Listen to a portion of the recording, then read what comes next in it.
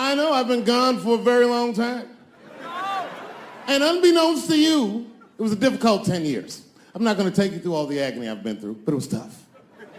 Some of it you might have seen. I don't know if you ever saw on TMZ the big headline, Dave Chappelle, drunk on stage in Detroit.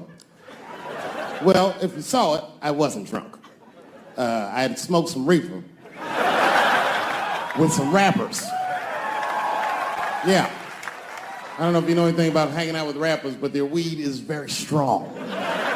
Stronger than what I was accustomed to. The article goes on to say I was booed off stage, which is also incorrect. I was booed. I did not leave. It was a long bump. It was a fucking nightmare.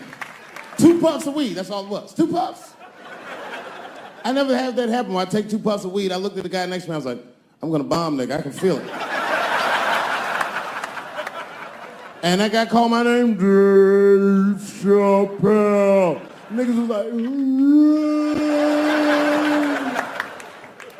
you know, normally when you do a comedy show, you guys don't know what it looks like up here, but niggas be just looking up at you like.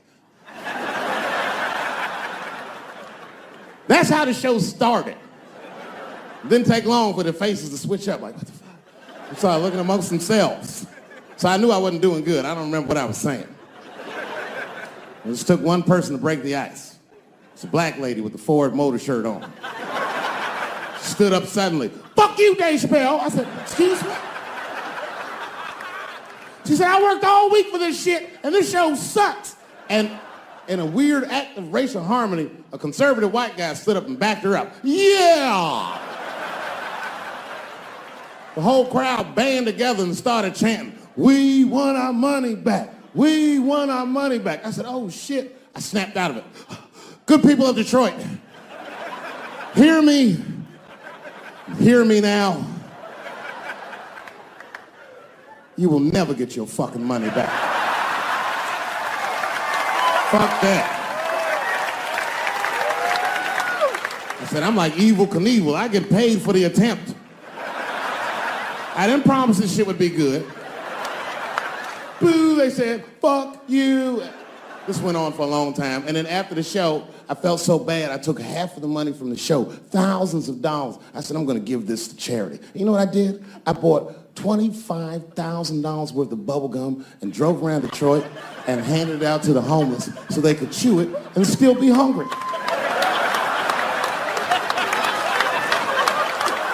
I was very mad at Detroit that night. Because not only did I bomb, nigga, I had to go back to the very same room the next night and do it all over again. Fucking nightmare. That would be like if you were having sex with a woman and for some reason, this would never happen, but for some reason, she had a mouse trap in her pussy. You get caught in the trap. And then you gotta fuck her again tomorrow night.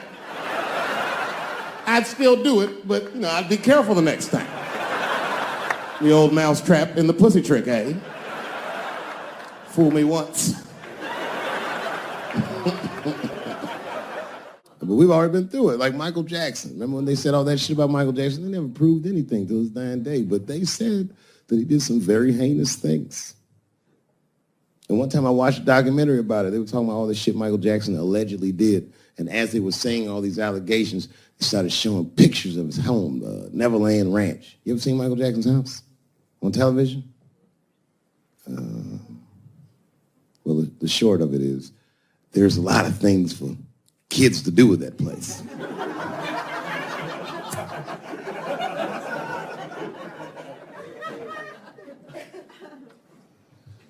And I saw the whole thing, exotic animals and Ferris wheels and merry-go-rounds and shit. And the more they showed it, the more certain I was that I don't think Michael Jackson did any of those things they said he did.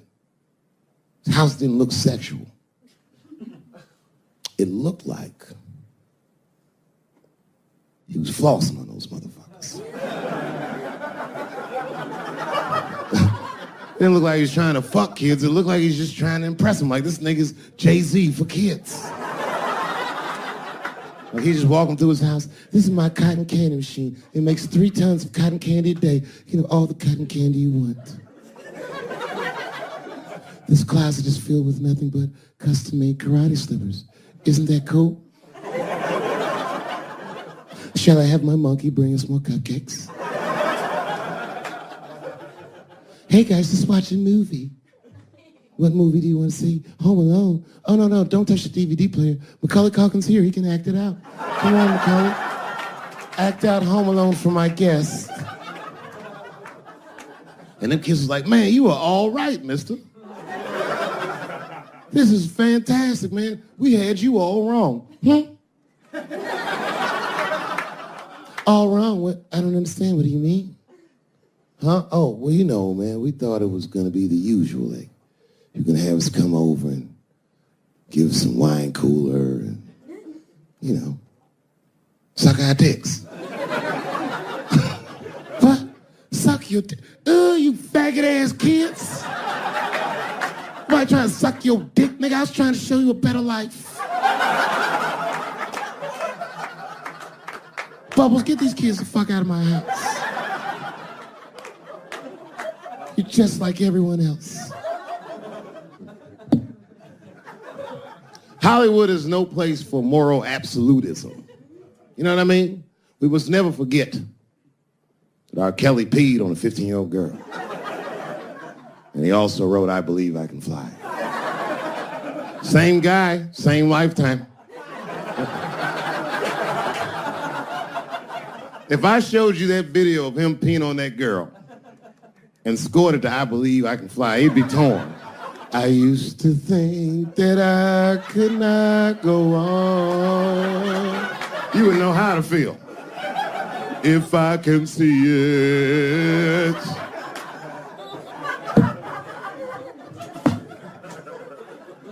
It's okay, my career ended many years ago.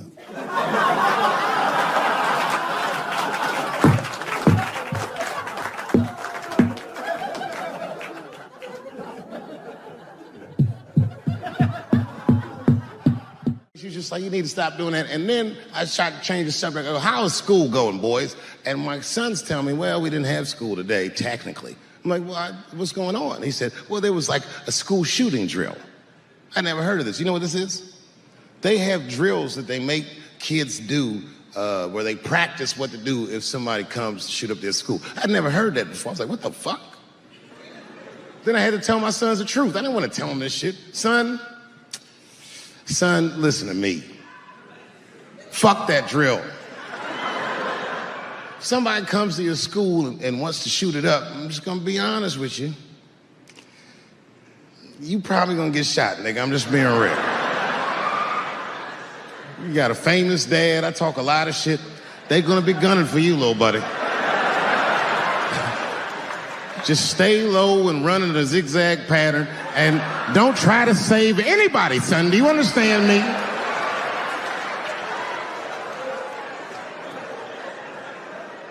If you're a parent, this shit is terrifying.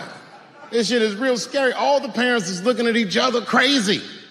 Because we know as parents that one of us is raising the shooter. Just don't know which one of us it is. All we know for sure is that if you're a white parent, the chances that it's you is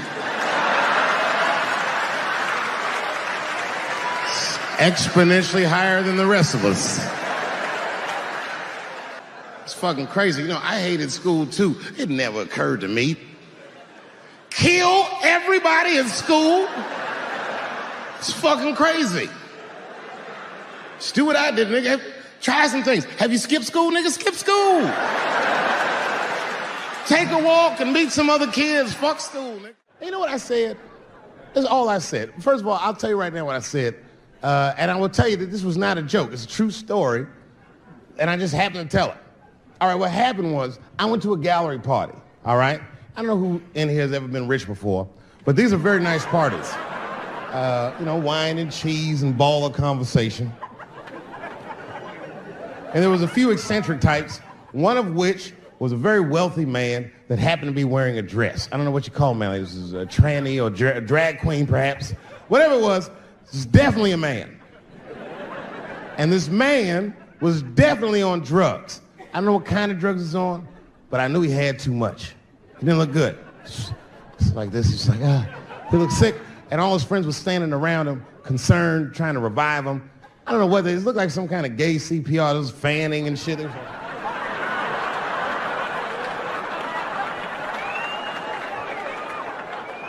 I saw all this from a distance. Now, I should have minded my own business, but I got curious. I was like, oh.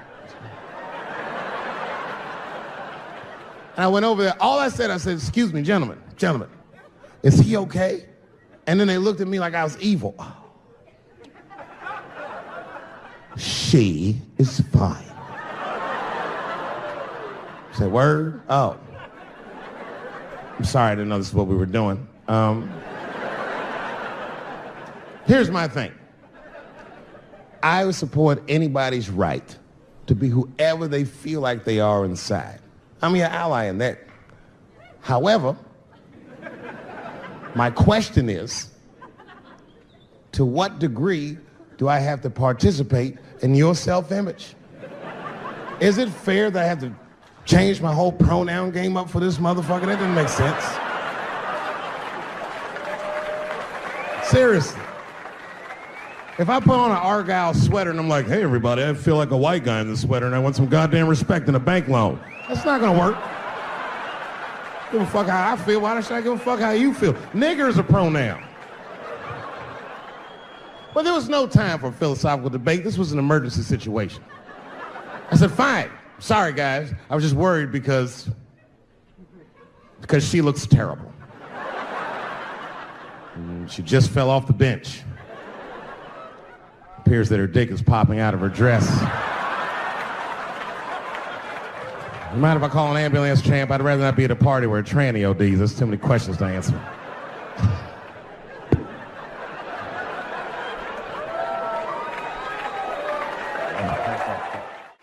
I said, I'm in the wrong business. I should be the president. Shit, I'm in the wrong business. See, the only reason I want to be president is because I'm black. That would make it too hot for me. I mean, you know what I mean? I think it could be a black president one day, but you don't want to be the first one. I mean, second or third, that's fine, but that first nigga better watch out. I'm going to tell you that right now.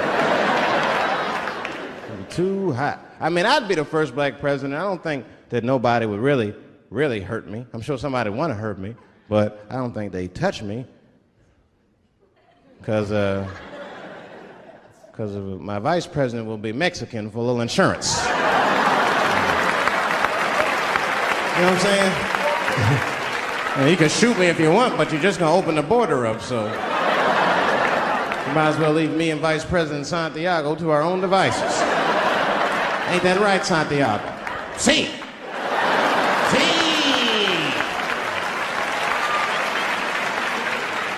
Elian can stay. Don't worry, I don't got no Elian jokes. All I'll say about Elian is thank God he's Cuban. Because if he was Haitian, you'd have never heard about his ass.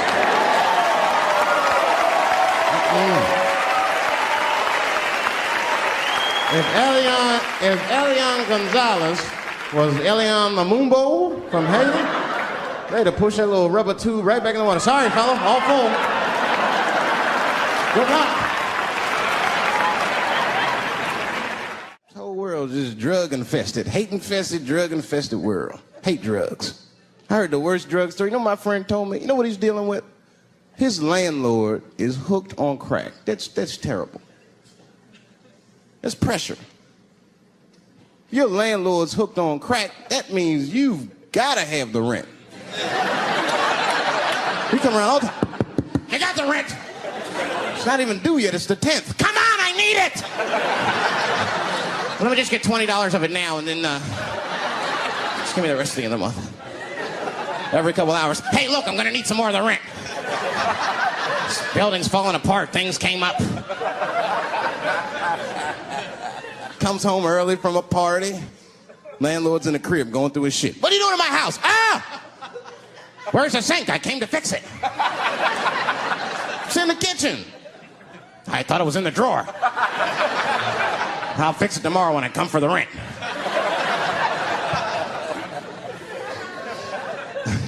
You know what I hate about drugs? I hate when like people my age and older get hooked on crack. I hate that shit. You're too old to be experimenting with the drugs at a certain point. You should be past that. You ain't doing it by a certain point, you just miss it. Drugs are really for old people anyway. You 75, you've earned the right. Shit, if I was 75, I'd do coke, heroin, everything. I wouldn't give a fuck. I'd be walking down the street, they'd be like, boy, that old man is tripping.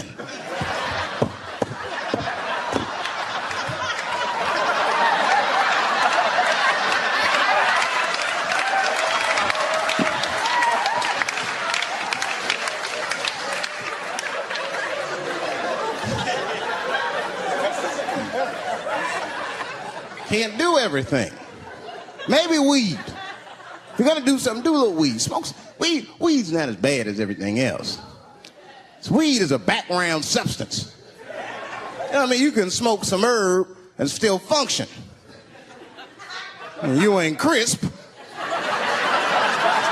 but you'll function. Nothing higher than weed, though. I made that mistake one time. I was at a party, some guy gave me some shit. He's like, here, man, take this. It's fucking mushrooms. I took it, I forgot all about it, you know. Then a couple days later, I found that shit in my pocket. I'm thinking, why not? Because I'm thinking it's like weed, some background shit. I planned my whole day out like it was weed. I'll chew this shit up, then I'll go to the barber shop, get my hair cut, and then I'll see a movie.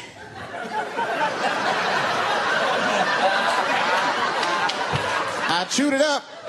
So far, so good. Then I was in a barber shop like an hour later. And it's funny because I was just thinking to myself, I was like, ooh, this stuff sucks. Tastes like athlete's foot. I feel sick, but I'm not really high. Then I looked in the mirror.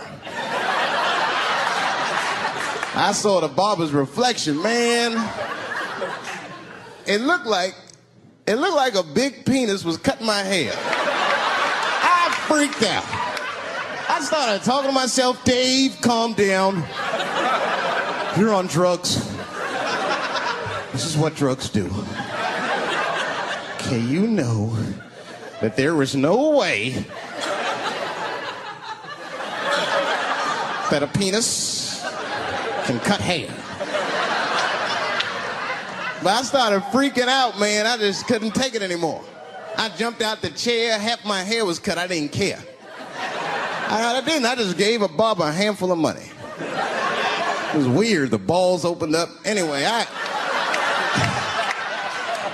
ran home, man. I ran home as fast as I could. It's tripping. I looked at the clock, it was 2:42. I was like, damn, 2:42. I gotta sober up. I had never been this high this early. I took a shower. I was still high. I said maybe music will do the trick. I listened to every CD I had. I was still high. Exercise, that's what I'll do. I ran around the block 4 times, still high. Took a nap, woke up, fucked up. I looked at the clock, it was 2:43. I said, God damn. I'm scared to death of these police. I am, nigga. I got a police scanner. First money I got, this is the first shit I went out, bought me a police scanner. I just listen to these motherfuckers before I go out, just to make sure everything's cool. You hear shit on it. Calling all cars. Be on the lookout for a black male between 4'7" and 6'8". Staying in the crib tonight, fuck that. Gotta work on that alibi for a minute.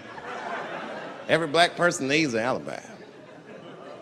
I do them impromptu joints. If I'm by myself and need out, I'll just open up the windows in the apartment, turn all the lights on, start beating off right in the window. Look at me. Hey, everybody, look, it's me, Dave Chappelle. I'm crazy, I'm jerking off.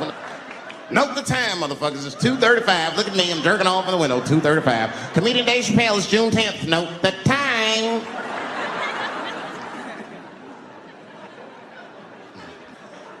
That shit could save my life. Officer Dave Chappelle couldn't have done that. I saw him in his window masturbating from 2:35 to 2:37. I'm certain of it. He was standing on a clock and holding a calendar and today's paper. Fuck, I need an alibi. I can't be no celebrity. This shit is just the worst. I'm seeing it. I see why stars are crazy now. These motherfuckers. I went to Disney World with my kids, which is a big deal for me. I don't get to see my kids so much. I do Chappelle show 20 hours a day, sleep for like half an hour, raise my kids for 10, 20 minutes, and I go back to work. Now, this particular day, I got to hook up with the kids. We went to Disney World. Everybody at the park, fucking everybody. Hey! I'm Rick James, bitch! Hey, I'm Rick James, bitch! It's like, hey, man, hey. You mind not calling me a bitch in front of my kids? Time out, motherfucker. We take a day off. Even Mickey Mouse did it. I said, this is the most unprofessional shit I have ever seen in my life. Rick James, bitch. Oh, I was fed up. I caught that motherfucker with an uppercut. Bop! Knocked his head clean off. Everybody was screaming. Oh my God, oh my God. Mickey Mouse is Mexican. I want your community to know that one of the coolest people I ever met was a transgender woman. And this is not a man that I knew that became a woman. This woman was trans when I met her. Lived in San Francisco. Daphne Dworman is her name.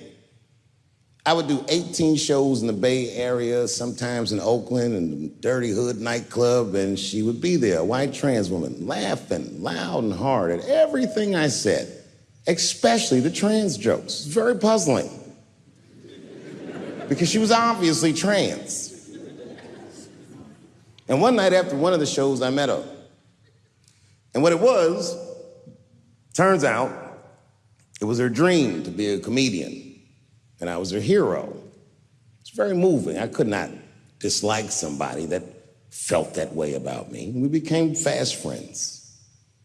And when I made that special Sticks and Stones, right as it was coming out, I happened to be in San Francisco and I wanted to do a show, but I needed an opening act. And I remembered that trans woman I had met. So I called her on the phone.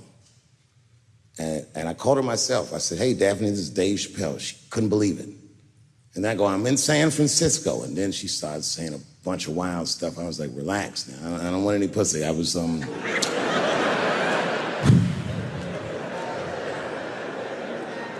was calling because I'm doing a show and I need an opening act. And I was wondering if you'd open the show. And she was like, fuck yeah. Now, I didn't know this at the time, but this woman had only done stand-up comedy 8 times in her life. This is little to no experience. And now she's about to open a show for what many call the GOAT.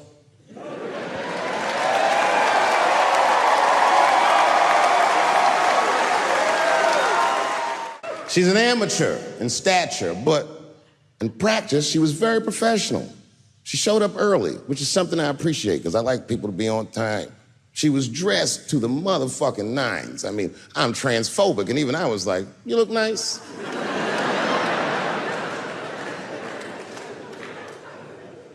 Went up on the stage with all the swag of a professional comedian, grabbed that mic and walked right down the middle and looked at the crowd like a gangster.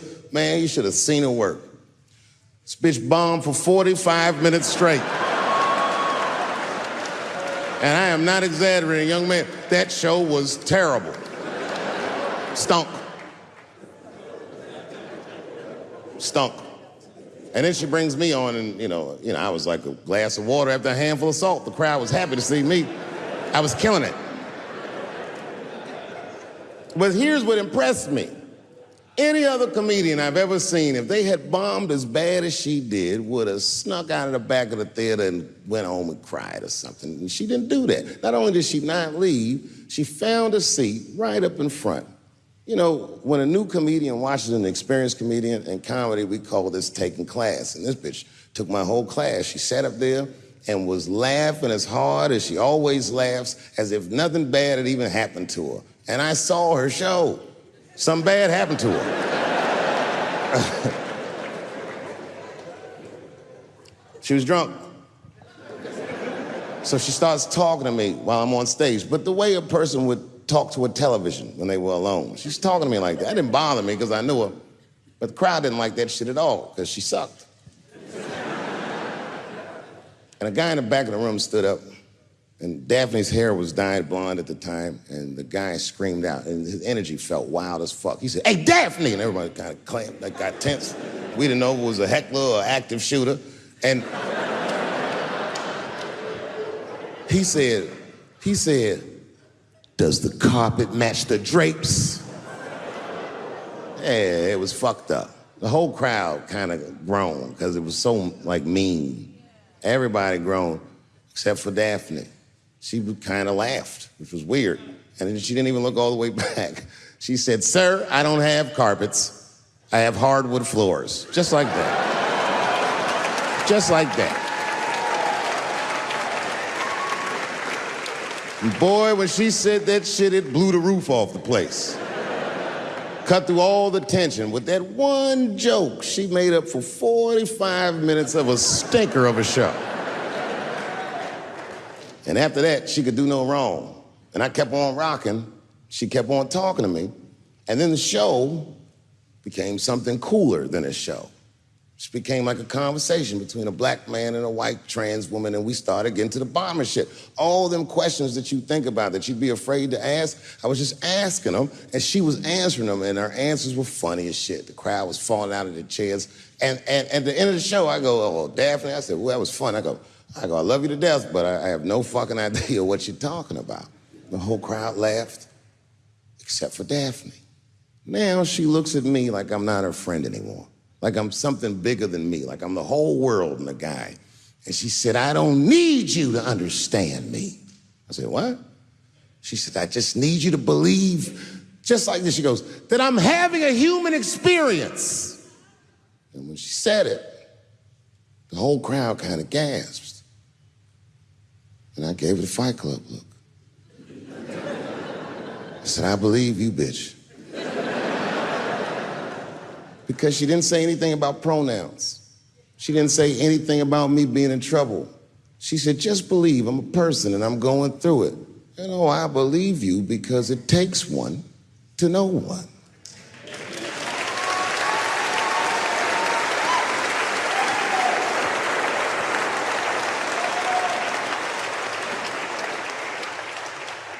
Then I told the crowd good night, and they start going crazy. And before the applause gets to its crescendo, I say, "And don't forget my opening act, Daphne." And the crowd stood up, and I looked at her, and tears came out of her eyes. She couldn't believe it was happening. I couldn't believe it was happening because her show stunk. And it was a great night. I remember the late, great Paul Mooney was there, a bunch of fly-ass comedy niggas was there. And we all went backstage and was just drinking and talking shit and laughing, and Daphne stole the room. She had everyone cracking up, spinning the yarn, telling us all these crazy stories about shit she be into. We all laughing real hard, and as she's telling us and everyone's laughing, I'm looking around, I'm like, "Oh my God, she is funny." I pulled her aside and I said, "You're hilarious. I didn't know that when you were on stage." I said, "You're doing some things wrong, but I can help you." I said, "Anytime I'm in San Francisco, why don't you open the show for me, and I'll just try to give you some pointers, see if you can't work this thing out." And she said, "Are you serious?" I was like, "Yeah." And she grabbed me real tight, hugged me, squeezed me, and I pushed her off violently because I'm transphobic. I said, "Boundaries, bitch."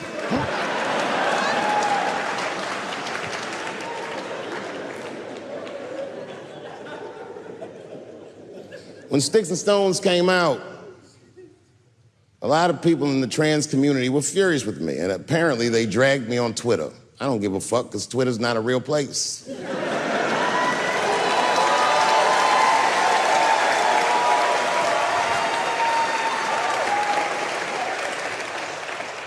And the hardest thing for a person to do is go against their tribe if they disagree with their tribe. But Daphne did that for me. She wrote a tweet that was very beautiful, and what she said was, it was almost exactly what she said, She said, punching down on someone requires you to think less of them. And I know him, and he doesn't. He doesn't punch up, he doesn't punch down, he punches lines, and he's a master at his craft. That's what she said.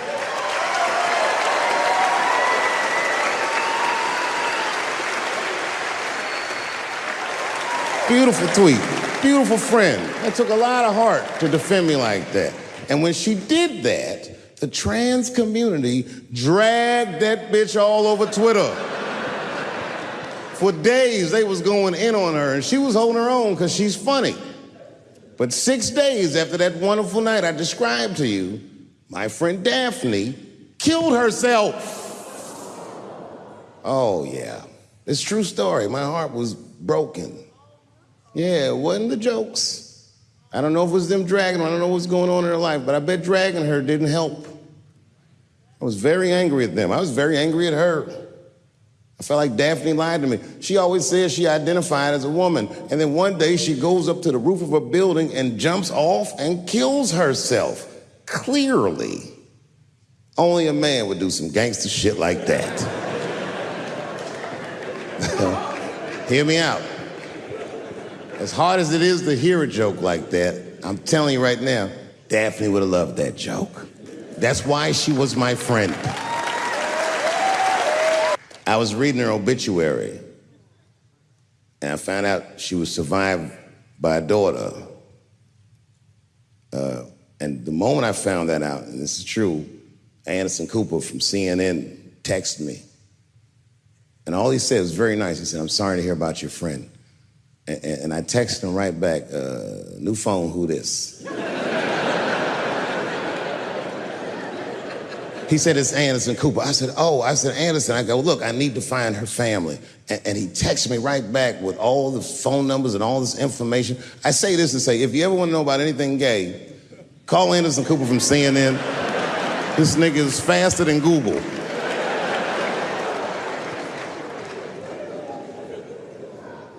And what I did is I got in touch with her family and I started a trust fund for her daughter, because I know that's all she ever really cared about.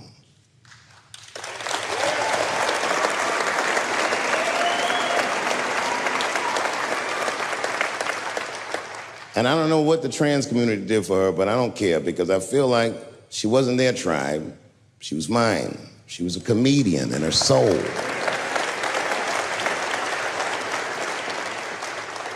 Her daughter is very young, but I hope to be alive when she turns 21, because I'm going to give her this money myself.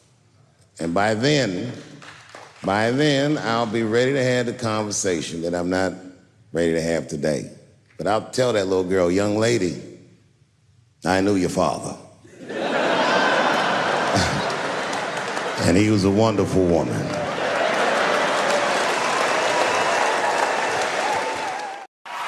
Oh, I'm goddamn sick of it. This is the worst time ever to be a celebrity. You're gonna be finished. Everyone's doomed. Michael Jackson has been dead for 10 years, and this nigga has 2 new cases.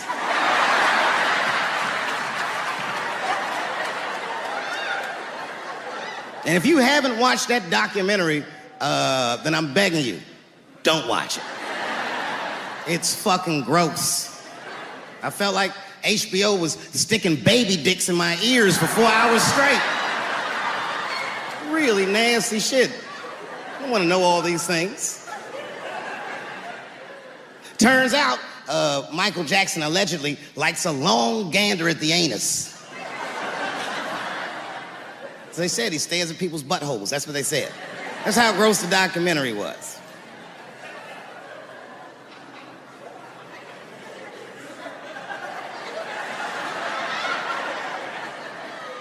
I'm gonna say something that I'm not allowed to say. But I gotta be real. I don't believe these motherfuckers. I do not believe it. But let me qualify the statement. I am what's known on the streets as a victim blamer.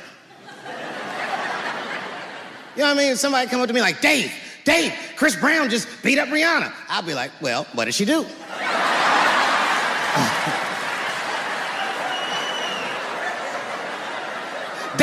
Michael Jackson was molesting children. Well, what were those kids wearing at the time?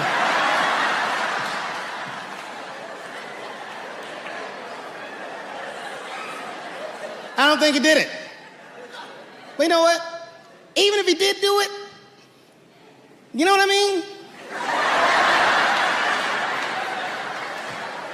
You know what I mean? I mean, it's Michael Jackson. I know more than half the people in this room have been molested in their lives. But it wasn't no goddamn Michael Jackson, was it? This kid got his dick sucked by the king of pop. All we get is awkward Thanksgivings for the rest of our lives.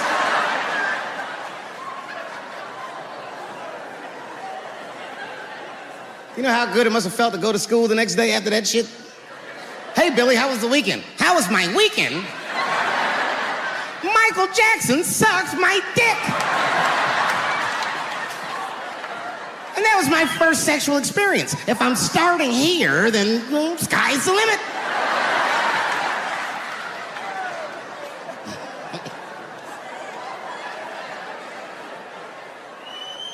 I know it seems harsh, but man, somebody's got to teach these kids. There's no such thing as a free trip to Hawaii. Yeah, he's gonna want to look at your butthole or something.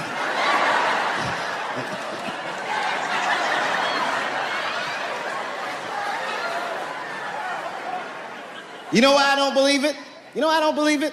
Because if Michael Jackson's out here doing all this molesting, then why not Macaulay Culkin?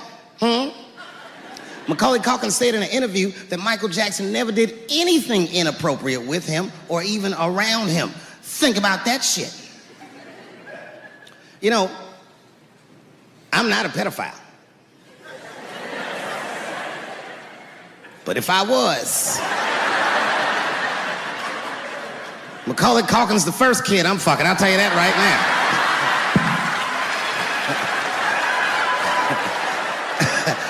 I'd be a goddamn hero. Hey, that guy over there fucks a kid from Home Alone. And you know how hard he is to catch.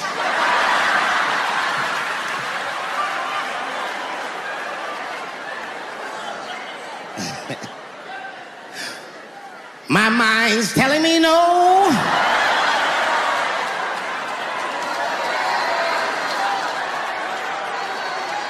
Okay, R. Kelly is different. I mean, you know, if I'm a betting man, I'm gonna put my money on he probably did that shit. I'm pretty sure he did that shit. You know, it was bad, okay, so a couple years ago, I was doing a show in Detroit, and I'm sitting backstage in my dressing room. A friend of mine comes by, this chick, Dream Hampton. Dream tells me, right before I'm going on stage, she goes, Dave, I'm working on a documentary about R. Kelly. Would you like to be in it? And I was like, nah, bitch, I'm cool.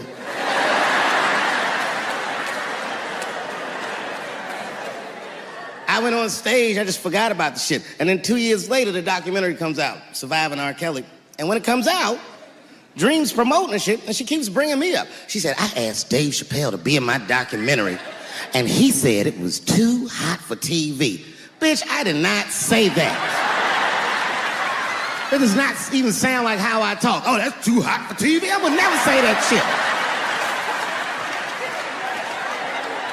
Why I wasn't in the documentary? There's a very simple reason, and I cannot stress this point enough. The only reason that I didn't do it was because, and it's very important, I don't know this nigga at all. I don't know anything. I don't know anything that they don't tell me about. I don't hang out with this nigga, nothing. So what the fuck do I gotta be in the documentary for? This guy, R. Kelly, got another sex tape out now. Can you believe that shit? This guy makes more sex tapes than he does music. He's like the DJ Khaled of sex tapes. Another one. Like, damn, nigga. It's a lot of tapes. The new one's so bad that they didn't even show it. I've never seen anything like this. The prosecutor in Chicago came out in a press conference and read to the media a transcript of a sex tape. Have you ever heard of such a thing? This nigga read the sex tape. And it was so bad that R. Kelly sounded guilty in the transcripts. It's fucking amazing. 16 times the girl's age was mentioned. Isn't that crazy? This motherfucker is an idiot. He was fucking her like, yeah, this is the best 14-year-old pussy I've ever had in my life. And she was like, you like this 14-year-old pussy? He's like, oh yeah, I love this 14. I'm like, man, you need to shut the fuck up. You gotta give your lawyer something to work with. You're supposed to be on the tape like, this is the best 36-year-old pussy I've ever had in my life. And then your lawyer gonna be like, Your Honor, clearly my client thought that this woman was 36, as he mentioned some 16 times in the tape. They gonna know you lying though, you know what I mean? Everybody knows no such thing as good 36-year-old pussy.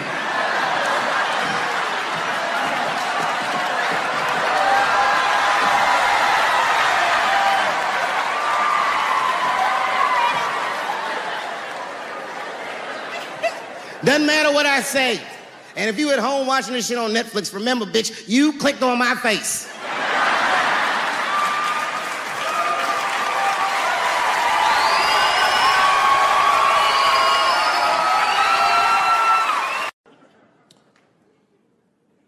The second time I met O.J. Simpson.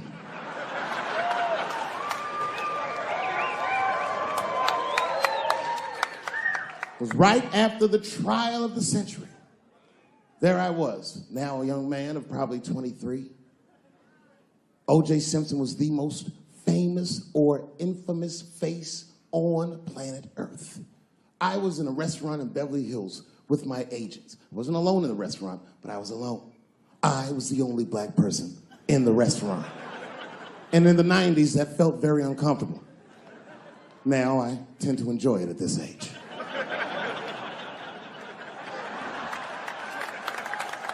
I was having dinner with my agents, celebrating a deal that they told me was lucrative, but I later learned fucking sucked.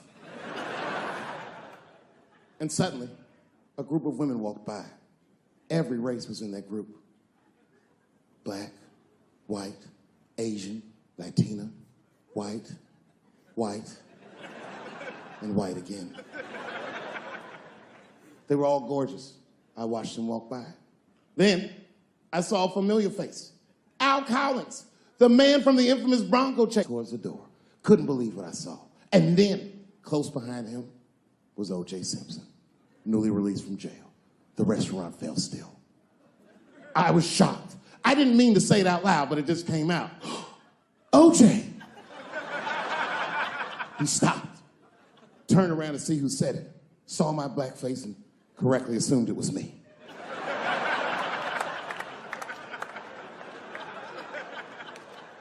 I was sitting in the corner of the booth. He leaned over all the white people I was having dinner with and shook my hand. How are you, young man? He looked in my eyes, and I could see in his eyes that he didn't remember meeting me the first time. And then he walked away. And I looked back at my agents, and all of them had nothing short of disgust on their faces. And the only one with the courage to voice their disgust was a woman named Sharon, who used to represent me. How could you, she said. How could you shake hands with that murderer? I said, Sharon, with all due respect, that murderer ran for over 11,000 yards.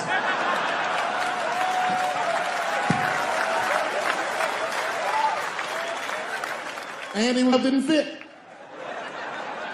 Glove didn't fit. Get over yourself.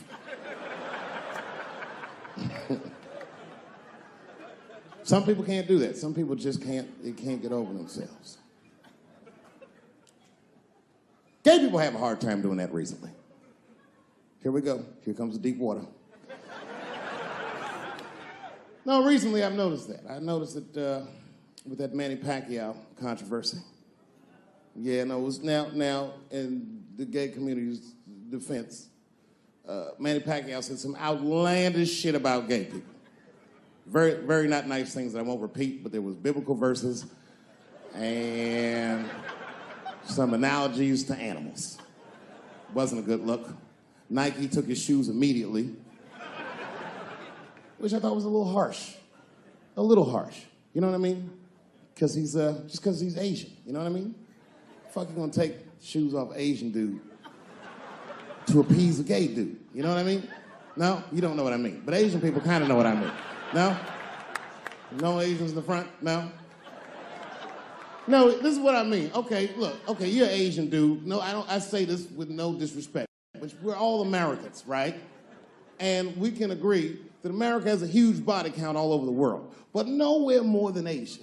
Literally, if you look at history, recently, we have bombed the masculinity out of an entire continent. We dropped 2 atomic bombs on fucking Japan, and they've been drawing Hello Kitty and shit ever since. There's a lot of lady boys in the wake of our bombs. And I know these things because my wife is Asian. She's Filipino. All right, well, okay, so that explains it. Now you know why you see me at all those Filipino events. I'm not there picking up pussy, I'm dropping some off.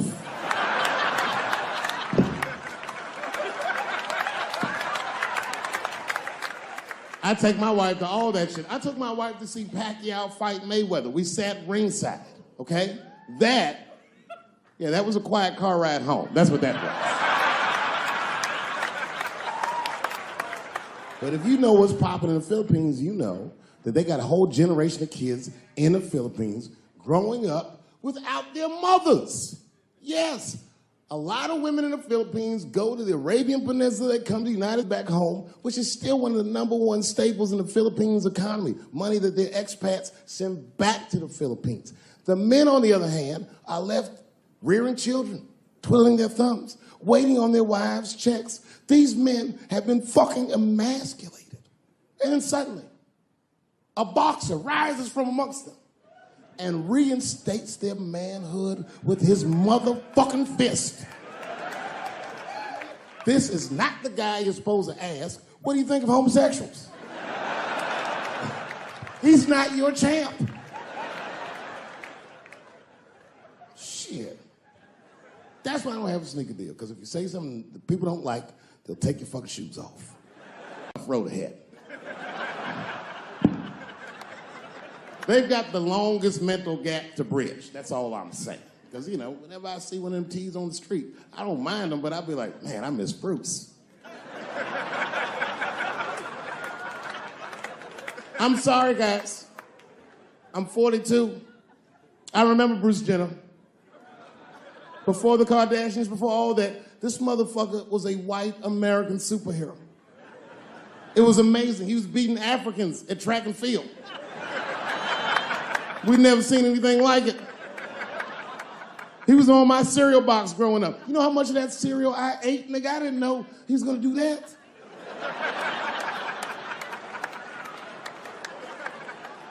I knew before you guys knew. I heard things on the street in Hollywood. You know, you just be out, see people. Hey, what's up, Kanye? Why the long face? Nigga, you'll see. I got 2 mother-in-laws now. And when I heard he was gonna do it, I was scared. I didn't think the public was ready. I didn't think the media was ready. And you know what? I was wrong. Never seen anything like it. Welcome to the world, Caitlin. So long, Bruce. Hello. Somebody called me a nigga in traffic last Wednesday. It's so long, it takes a minute.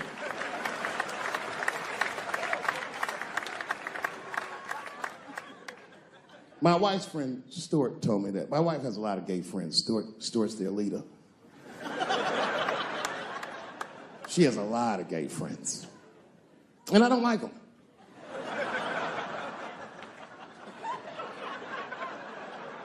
Not because they're gay, I'm just judging them on the merits of their character. They're just not nice dudes. They're fucking rude house guests. They're sitting on my couch, giggling with my wife, eating my motherfucking macaroons.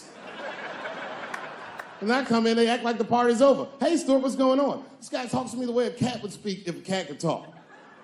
Hi, David.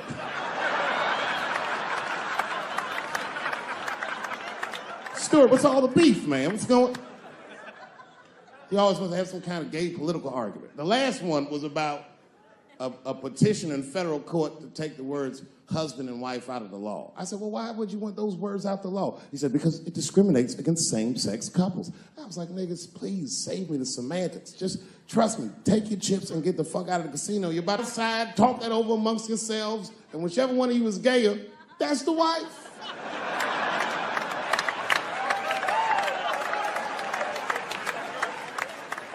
No, Stuart didn't like that. Stuart educates me about this movement, you know what I mean? I didn't even know shit about it. He told me it's called LBGTQ. I was like, what the fuck is the Q? Does that even make sense, Q? Turns out Q is like the vowels. That shit is sometimes Y. It's for gay dudes that don't really know they're gay. You know what I mean? Like prison fags who are like, well, I'm not gay, nigga. I'm just sucking these dicks to pass the time. I'm not G, I'm Q. Ugh.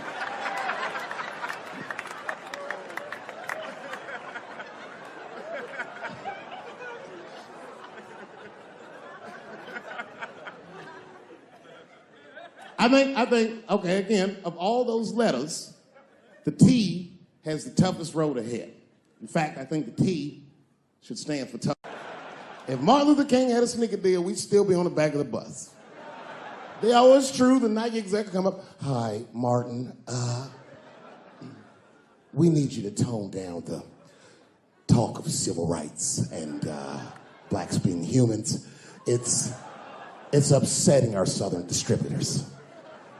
But I don't understand. I thought that's why I had a sneaker deal in the first place. Not quite. Really, it's a walking shoe, and we like the marching, but try to understand. Fuck that shit. You know, I get it, though. I understand why gay people are mad, and I empathize. You know what? I'm just telling you, this is a black dude. I support your movement, but if you want to take some advice from a Negro, pace yourself. These things take a while. Just because they passed the law doesn't mean they're going to like it. Brown versus the Board of Education was in 1955. I was shocked. Is this happening? Wait a minute. Is this a time in American history when an American can make a decision for themselves, and even though other Americans don't understand it, they'll support it and let this person live a happy life? Is this what's happening? If it is, then good for America. That's Dave Chappelle, the American. Although Dave Chappelle, the black American, he was a little jealous. I was like, how the fuck are transgender people beating black people in the discrimination Olympics? If the police shot half as many transgenders as they did niggas last year, it'd be a fucking war in LA. I know black dudes in Brooklyn, hard street motherfuckers that wear high heels just to feel safe.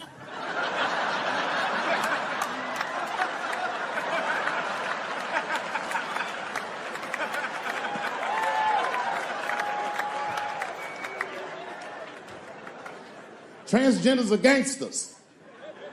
I used to do business with a transgender in Hollywood. Man, everybody would be scared of her in the boardroom. She'd walk in there, newly minted woman, high heels, purse. Shit.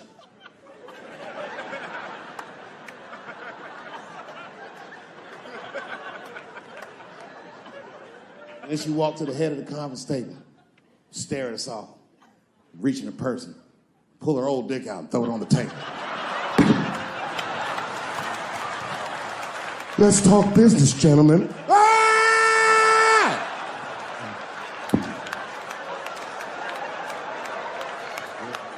Shit is scary as fuck. If your best friend pitched that to you, you'd be horrified. Yo, nigga, let's go to the hospital and cut our dicks off and make pussies out of them shits. What? Can't we just get matching jackets or tattoos or something? Sure, that's what you want to do? There's only one way to find out, nigga. Wu-Tang, bow, bow. Let's go to the club and trick niggas into fucking us, yeah. I ain't doing trans jokes no more. You know what I'm gonna do tonight? Tonight, I'm doing your own handicap jokes. Well, they're not as organized as the gays. And I love punching down. There's probably a handicap in the back right now, because that's where they usually make them sit.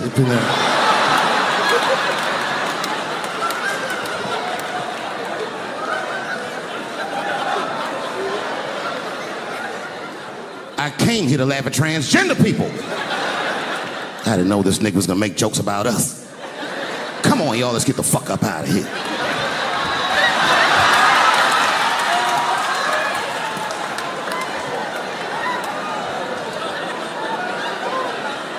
Yeah, it's about time somebody let these handicaps have it. They done met their match tonight. Fuck them. One time I was on Capitol Hill, and I seen a handicapped congressman. Madison Cawthorn, that's his name.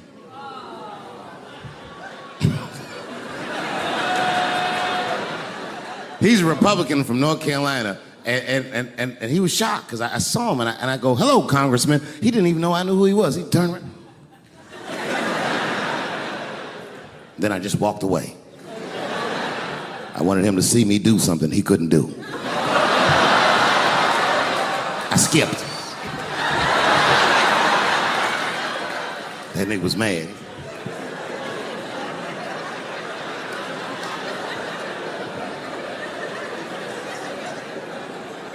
He's no longer a congressman. I don't know if you follow politics. I'm not trying to be funny, but he lost his seat. He ran a bad race. Oh, buddy, yes, he did. And you know what he did wrong? He was running for Congress again, and this motherfucker tried to be controversial. He was on all them right-wing podcasts talking all that shit. He was like, Washington is worse than Hollywood. I was at home like, what? He said, these people are disgusting. They have orgies and sex parties and drug parties. And I was thinking, this nigga sounds like Juicy Smouye. He's lying. Now, I don't doubt that they do this kind of shit in Washington, but I doubt he's seen it with his own eyes. Because who the fuck invites a paraplegic to an orgy? So this nigga can roll around and snitch on everybody.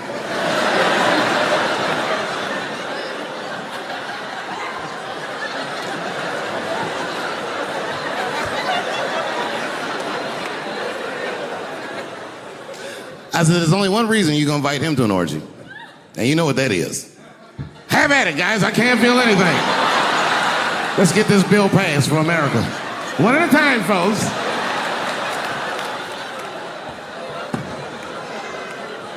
Oh, buddy. Yep. Yeah, the handicaps are the new people I punch down on. To be honest with you, I've been trying to repair my relationship with the transgender community, because I don't want them to think that I don't like them. And you know how I've been repairing it? I wrote a play. I did, because I know that gays love plays. It's a very sad play, but it's moving. It's about a black transgender woman whose pronoun is, sadly, nigger.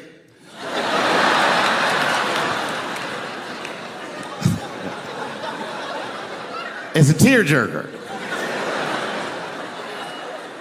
At the end of the play, she dies of loneliness because white liberals don't know how to speak to her. Sad. Speaking of nigger, I've also been working on a book, and this is true. I'm rewriting the American classic, Huckleberry Finn, from Nigger Jim's perspective. It's called The Adventures of Nigger Jim. That's how the book starts. Huckleberry Finn walks up to him and goes, so you're Nigger Jim. And he's like, yo, I just said Jim. What's your name, little buddy? Huckleberry Finn's my name. What? Huckleberry? That's your real name? God-given.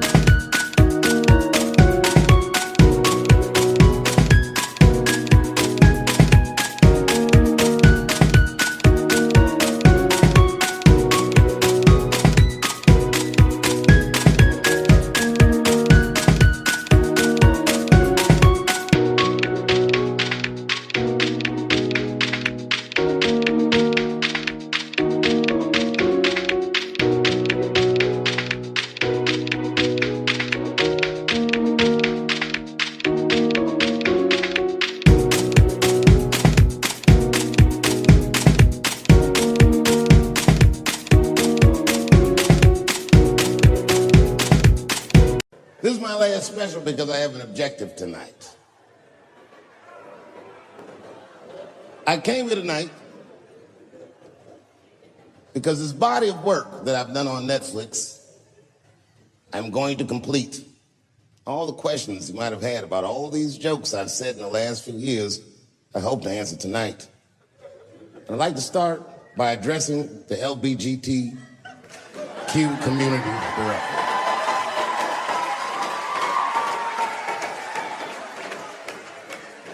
And I want every member of that community to know that I come here tonight in peace.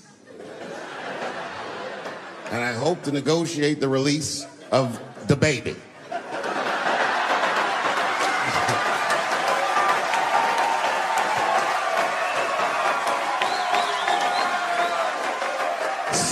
Sad story.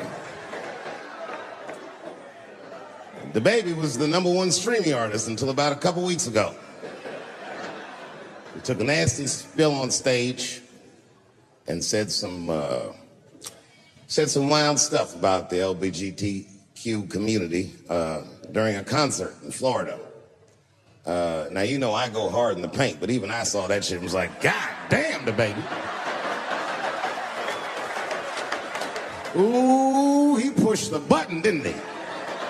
He pushed the button, punched the LGBTQ community right in the AIDS.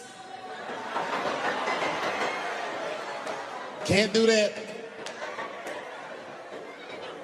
Can't do that. But I do believe, and I'll make this point later, that the kid made a very egregious mistake. I will acknowledge that. But, you know, a lot of the LGBTQ community doesn't know the baby's history. He's a wild guy. He once shot a nigga and killed him in Walmart. Oh, this is true. Google it. The baby shot and killed a nigga in Walmart in North Carolina. Nothing bad happened to his career.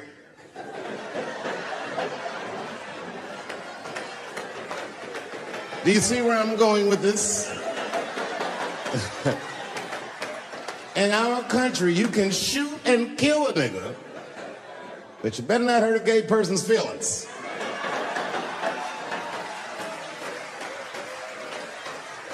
And this is precisely the disparity that I wish to discuss. I have a question for the audience. And this is a real question. I'm not joking around. Is it possible that a gay person can be racist?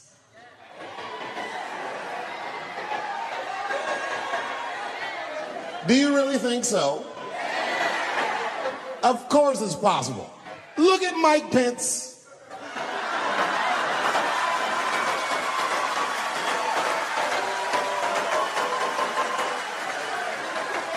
Who I'm guessing, but I bet you he's gay. And he's not Pride Parade gay either. He's sad gay. Feel bad for him. He looks like one of them gays that prays about it.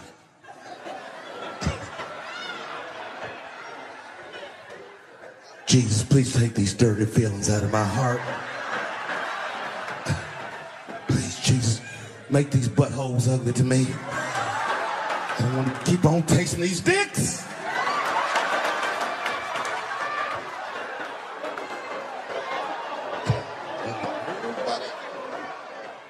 You guys are confusing the emotions. You think I hate gay people, and what you're really seeing is that I am jealous of gay people. Oh, I'm jealous. I'm not the only black person that feels this way. We blacks, we look at the gay community and we go, God damn it, look how well that movement is going. Look how well you are doing.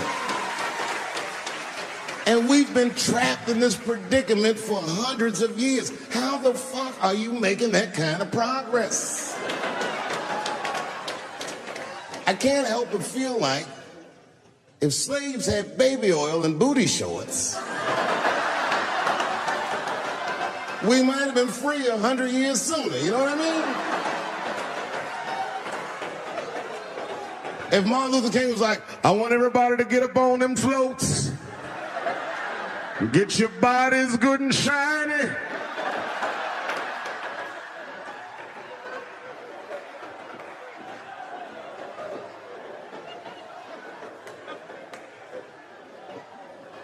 I don't hate gay people at all. I respect the shit out of you. Well, not all of you.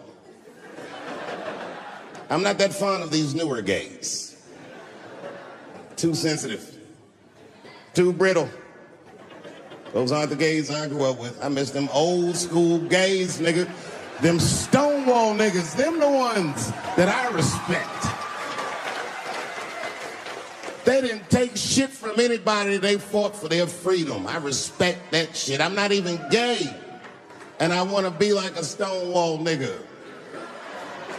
Them old school gangster gays, them glory hole niggas, them the ones I like.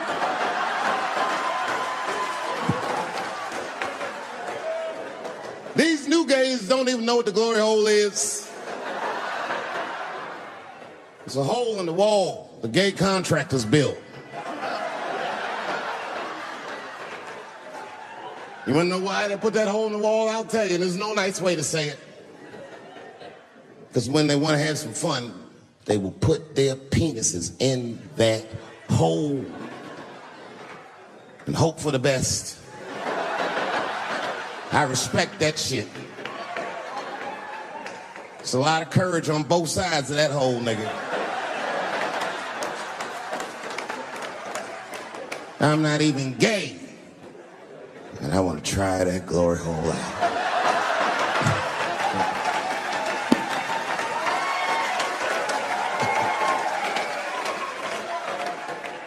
What if Martin Luther King had to integrate the glory hole?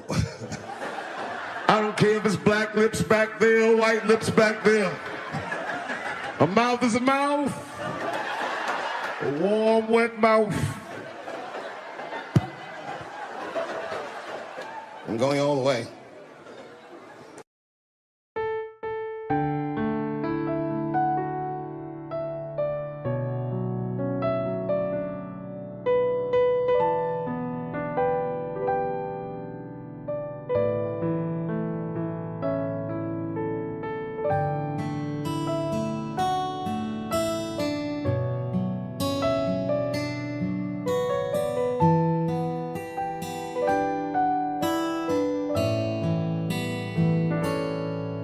Dahulu kala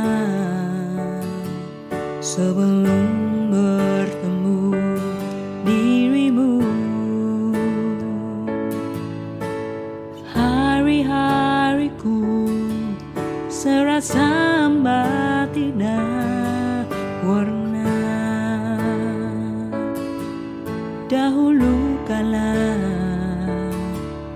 ku jalani hidup yang biasa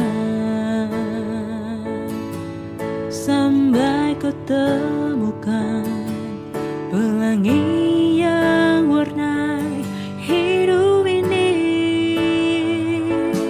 Kasih mengubah hari yang hambar menjadi penuh makna, berbagi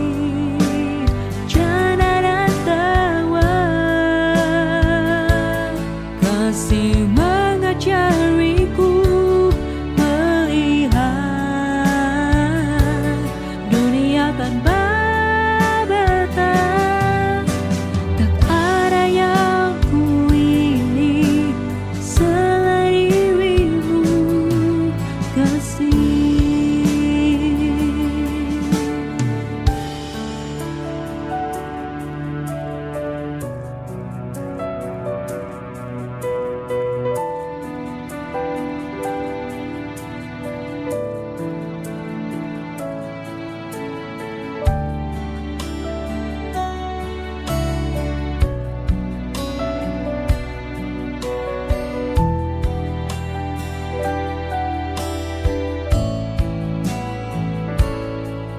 Dahulu kala sebelum bertemu